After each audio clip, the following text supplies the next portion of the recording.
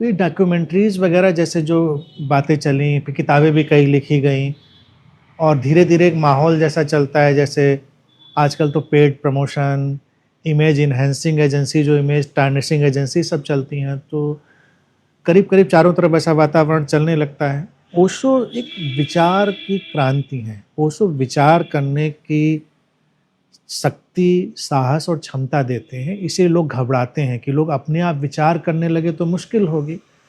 अब ओरेगाँव में देखो क्या है ना कि वहाँ सेक्स चल ही रहा था, ड्रग्स चल ही रहे थे, लोग ऐसा सब कर ही रहे थे, नशे-वशे में सब थे। तो ओशो का इतना एक करुणापूर्ण योगदान वहाँ पर ये हुआ कि चलो तुम जो कर रहे हो, वो करते रहो, ध्यान भी इसमें जोड़ लो।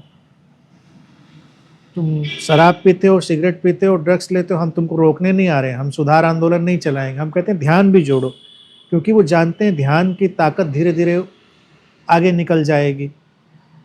ये वैसी ही घटना होती, एक बार मैं एक जगह पढ़ रहा था कि एक बच्चे ने अपनी माँ से कहा कि मम्मी, मैं टीवी देखते हुए थोड़ी पढ़ाई कर लूँ?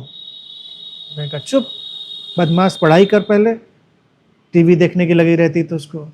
बच्चे ने कहा अच्छा मम्मी, मैं पढ़ाई करते हुए थोड़ा टीवी देख लूँ? उन्होंने कहा हाँ बिल्कुल, पढ़ाई करते हुए तो टीवी देख सकते हो। तो ओशो ने ऐसी चीज़ को ट्विस्ट किया कि ड्रग्स लेते हुए ध्यान कर सकते हो, ध्यान करो।